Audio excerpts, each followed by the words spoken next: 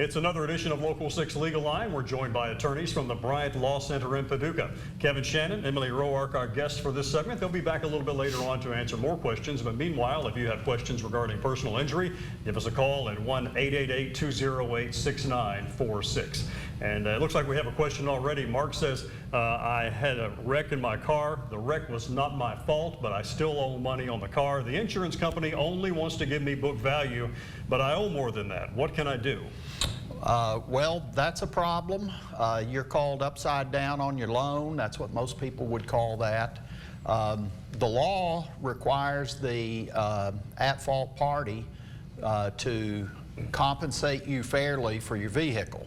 So I'm assuming that other person has insurance. I think you may have said they had insurance. The insurance company is only going to pay you the fair market value of your vehicle. Now, I know you also mentioned book value. Sometimes book value is on the money, no pun intended. It represents fair market value, but not always.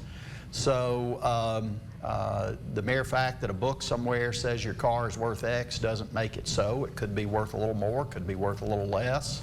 But once they pay you, what they're going to do is they're going to pay off your loan. You're still going to owe money on the car, so at that point you're going to be without a car, and you're also going to owe on the payments that remain. So sorry for the bad news, but that's the way it is. I have a question from Stanley who says, I was in an auto accident in March. My wife and I had to miss work because we had no transportation. The other driver's insurance company said they are not responsible for the lost time at work that they missed. It was not our fault.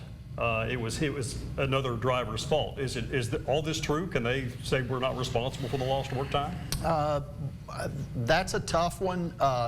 You know, the ordinary circumstance is a doctor says you can't go to work, you're not physically able to work at that time, and so those are clear cut. When you have other reasons for not being able to attend work, it gets more difficult.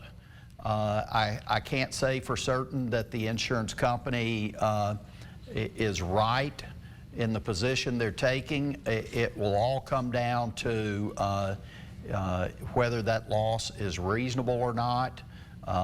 You know, facts and circumstances always matter, and so, you know, for example, a simple stupid example, if you worked a mile down the road from where you live, could you walk to work?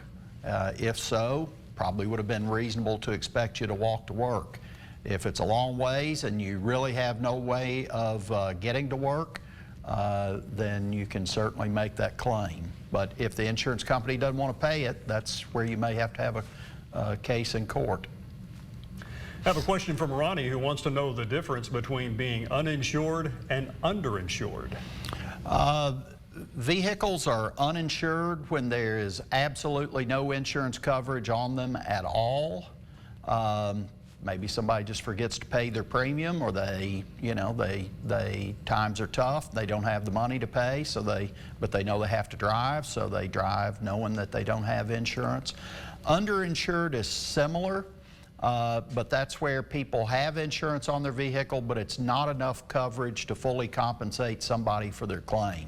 Good example of that might be, person causes a wreck, they only have $25,000 of coverage on their car insurance, but you suffered a broken leg, maybe you have to have surgery to set the leg.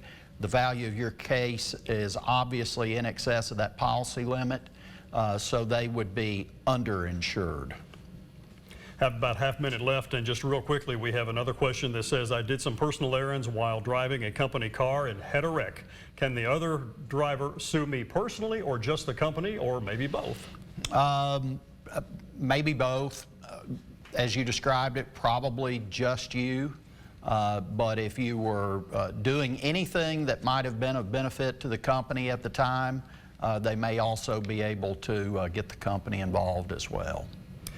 There have been some stories about Zantac and Juul e-cigarettes. That's the topic of the next Legal Line, and we'll get answers from Kevin and Emily from the Bryant Law Center coming up here in about 25 minutes.